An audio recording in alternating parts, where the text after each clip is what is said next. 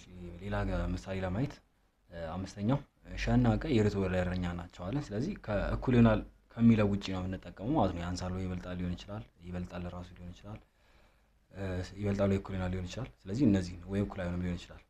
ስለዚህ የርቱ ስንባል እንደዛ ነው። ስለዚህ የሸ ዋጋ ስንት ነው? 20 የእቃ ዋጋ 60 ነው። የሸ ዋጋዎች ከ1 እስከ 4 በመጠቀም አራት ጥንድ ቁጥሮችን ካገኛችሁ በኋላ በግራፍ ላይ አመልክቱ ነው የሚለን።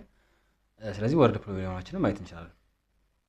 የተሰጠን የወደረኝነት ይርቱ የመጀመሪያው ወደረኛ ስለሆነ ይርቱ ወደረኛ ስለሆነ ቀ ኢዝ ኢኳልስ ቱ ጠ ሲካፈል ለሸ እናደርጋለን። ርቱ ቢሆን ኖሮ ጠ ኢዝ ኢኳልስ ቱ እኩል ይሆናል ጠ ሲባዛ ሸ አድርገን ነበር የምንሰራው። እዚህ ጋር ግን አንዱ ሲጨምር አንዱ ይቀንሳል ብሎ ስለሰጠን በዚህ መንገድ እናስቀምጠዋለን። ስለዚህ ክሪስ ክሮስ እናደርገው ቀ ሲባዛ በሸ እኩል ይሆናል ጠ ይሆናል ማለት ነው።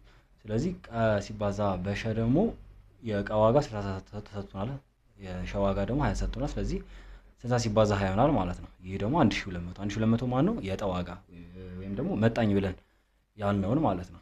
ስለዚህ ከዚህ በኋላ እየሰራን በምንሄደው መሰረት ምንድነው ቀዚ ሊሆናል ጠ ሲባዛ ጠ ሲካፈል ለሸ ስለሆነ የእጣ ዋጋ 1200 ካልን የቀን ዋጋ ለማግኘት ምንድነው የምናደርገው? 1200 ሲካፈል ለሸ እያደረግን እንሄዳለን ማለት ነው። ስለዚህ በዚህ መንገድ የሸን አንድ ስንተካ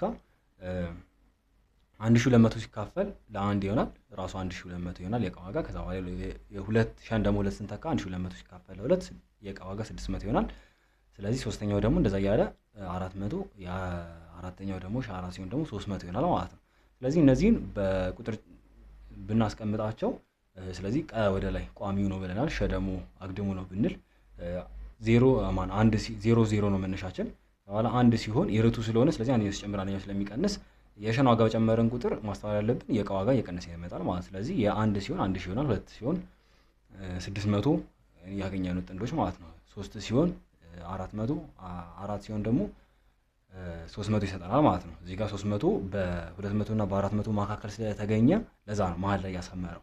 ስለዚህ በዚህ መንገድ ግራፋችንን ስናሰምረው ይሄን የመሰለ እየቀነሰ መሄድ መልክ ይሰጠናል ማለት ነው። ስለዚህ እስካሁን ያየናቸው እንግዲህ ርቱ ይርቱ እያልን የመጣ ነው ምዕራፍ 4 ላይ እንዳለ ያሉ ናቸው። ከዚህ ቀጥሎ የሚሆነው የምዕራፍ 4 የማጠቃለያ ጥያቄዎችና መልመጃ ነው የሚሆነው። ስለዚህ መልመጃዎችን ለማየት ያህል ያው እስካሁን ባየናቸው መንገድ መሰረት ነው። ከምሳሌዎቹ ጋር ምንም ያለያያቸው ነገር የለም። እያየን ሄድ አንደኛው ምን ይላል? በአንድ ክፍል ውስጥ ካሉ 60 ተማሪዎች ውስጥ 25ቱ ሴቶች 60 ተማሪዎች ውስጥ 25ቱ ሴቶች። ስለዚህ ጠቅላላ የተማሪ ብዛት ተማሪ ኢኳልስ ቱ 60 ነው። ስለዚህ ሴት ተማሪ ሴትን በላ ሴት ተማሪ ስንት አለን? 25 ሴቶች አሉ አለ። ከዛ በኋላ ምንም የሴቶችና የወንዶችን ተማሪዎች ንጽጽር ፈልጉ። ስለዚህ የሴቶችና የወንዶች ማለት ንጽጽር ስንል ስለዚህ ቀ እና ሸ አድርገን እንፈልጋለን ማለት ነው። ይሄኛው ለምሳሌ የሴቶች ቢሆን ሴት ተማሪ ቢሆን ይሄኛው ደግሞ ወንድ ተማሪ ነው ማለት ነው። ስለዚህ ንጽጽራቸውን ለመፈለግ መጀመሪያ ቀመር ነው የምንፈልገው። ስለዚህ በአጠቃላይ ክላስ ውስጥ ያሉ ተማሪዎች ሴትና ወንድ ናቸው። ስለዚህ ወንድ ተማሪ ሲደመር ሴት ተማሪ ስንት ይሆናል ማለት እንዳለ የክላሱ ተማሪ ጠቅላላ 60 ይሆናል ማለት ነው።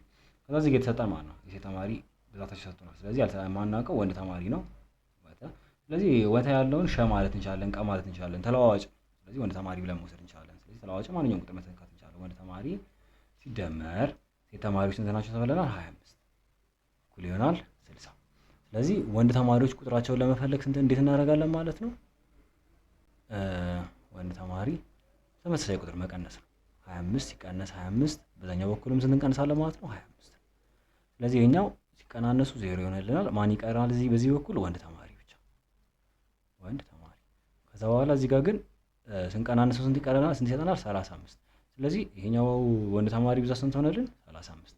ስለዚህ በዚህኛው መንገድ ለማስቀመጥ ወደ ላይ ስንመለስ ይሄኛውን ስንወስደው ወደዚህ ስንት ይሆናል ማለት ነው? የሴት ተማሪዎች ብዛት ስንት ነው? 25። ስለዚህ ወንድ ተማሪዎች ብዛት ስንት ይሆናል ማለት ነው? 35። ስለዚህ የወንድ ተማሪዎችና የሴት ተማሪዎች ንጽጽር ማለት ነው። የሁለተኛው ደግሞ ምንድነው የሚለው? የአጠቃላይ የወንዶችና የአጠቃላዩን ተማሪ። ስለዚህ አሁን ለምሳሌ እዚህ ጋር ወንድ ተማሪዎችን ከጻፍን ወንድ ተማሪ ካልን እዚህ ጋር ቀጣይ ምንድነው የምንጽፈው? ኮማ አድርገን የጠቅላላ ተማሪዎች ቁጥራቸውን ማለት ነው። ስለዚህ ወንድ ተማሪ ስንት አግኝተናል? ቅንፍ እናደርግና 35 አግኝተናል። ከዛ በኋላ ኮማ እናደርግና የአጠቃላይ ተማሪ ስንት ነው? 60። ስለዚህ የታችኛው ያየነው የምንድነው የጠቅላላ የወንድ ተማሪዎች እና የሙሉ ክላሱ። የመጀመሪያው ግን ምንድነው የሴት ተማሪዎች እና የወንድ ተማሪዎች ንጽጽር። ስለዚህ የመጀመሪያው ጥያቄ በዚህ መንገድ ይሰራል ማለት ነው። ስለዚህ አሁን ሌሎችም በዚህ አይነት መንገድ ይሰራሉ። ሌላ እንደ ምሳሌ ደግሞ የምንወስደው ለመስራት የምንሞክረው የትኛውን ነው? የሰባተኛው ጥያቄ ይሆናል። የሰባተኛው ጥያቄ ምንድነው የሚለን ሸ እና ቀ ርቱ ወደረኛ ናቸው። ስለዚህ ርቱ ከተባለ አይምሮአችን መምጣት ያለበት ማለት ነው እኩል ይሆናል የሚለው ምልክት ነው ማለት ነው። እኩል ይሆናል ምልክት እና ከዛ በተጨማሪ ደግሞ ዋናው ቤዚኩ ምንድነው መሰረቱ ምንድነው ርቱ ሲሆኑ የአንደኛው ዋጋ ሲጨምር የሌላኛው ዋጋ ይጨምራል ማለት ነው። ስለዚህ ሸ እና ቀ ርቱ ናቸው ካለ የሸ ዋጋ ከጨመረ የቀም ዋጋ ይጨምራል ማለት ነው። ስለዚህ ግራፋችንንም መጀመሪያ ባየነው ምሳሌ መሰረት ማስተዋል እንችላለን ማለት ነው። ስለዚህ እንሞክረኛው ሸ እና ቀ ርቱ ወደረኛ ናቸው አለ መጀመሪያ። በኋላ ማን ሰጠን? ሸ እኩል ይሆናል 13 ነው አለ። ቀ እኩል ይሆናል ስንት አለ? 39። በርቱ ወደረኛ ደግሞ ስናይ ምን ብለናል? ሸ እኩል ይሆናል ጠ ቀ። ምክንያቱም የአንደኛው ዋጋ ሲጨምር የሌላኛው ዋጋ ይጨምራል። ይሄኛው ደግሞ መጣኝ ብለናል። ስለዚህ የጠ የመጣኛችንን ዋጋ ለማግኘት ነው የምናደርገው። ይቅርታ እዚህ ጋር ይሄኛው ቀ ነው፣ ይሄኛው ደግሞ ሸ ነው። ስለዚህ መጣኛ ዋጋችንን ምንድነው የምናደርገው? እዚህ ጋር ቀ ሲካፈል ለሸ ይሆናል ማለት ነው። ስለዚህ መጣኛችንን እንፈልግ። መጣኛችን በመጀመሪያ ስንፈልግ 39 ሲካፈል ለስንት ይሆናል? ለ13። ይሄኛው ደግሞ ሲካፈል ስንት ይሰጠናል? 3 ይሰጠናል። ስለዚህ መጣኛችን 3 ነው። ስለዚህ ከዚህ በኋላ ያሉትን የአምስት የሸ እና የቀ ነው ፈልግ የተባለው። ስለዚህ ሸን እየጨመርን ብንሄድ ሸ ለምሳሌ 5 ነው የተባለው። ስለዚህ 13 ተብለናል የመጀመሪያችን። ሁለተኛችን ስንት ይሆናል? 14። ከዛ ሶስተኛው ስንት ይሆናል? 15። አራተኛው 16። አምስተኛው ስንት ይሆናል? 17። ይሄኛው ሸ። ከዛ ሁለተኛው ደግሞ ማን ነው? ቀ። ስለዚህ ቀን እየሞላ እንሄዳለን ማለት ነው። ይሄኛው 13 ሲሆን ስንት ተብለናል? ስንነሳ 39 ሰጥቶናል አይደል? ስለዚህ ቀጣይ አሁን እዚህ ጋር ከዚህ ስንነሳ የጠ ዋጋ 3 ነው ተብለናል። ስለዚህ ቀ ደግሞ ጠ ሲካፈል ለሸ ነው የርቱ ማለት ነው። ስለዚህ ምንድነው የምናደርገው? የሸን ዋጋ ላይ እየተከን የሰጠንን ቁጥር ይሄኛው እዚህ ጋር 3 አለን 3 ሸ ይሆናል ማለት ነው ቀ ማለት።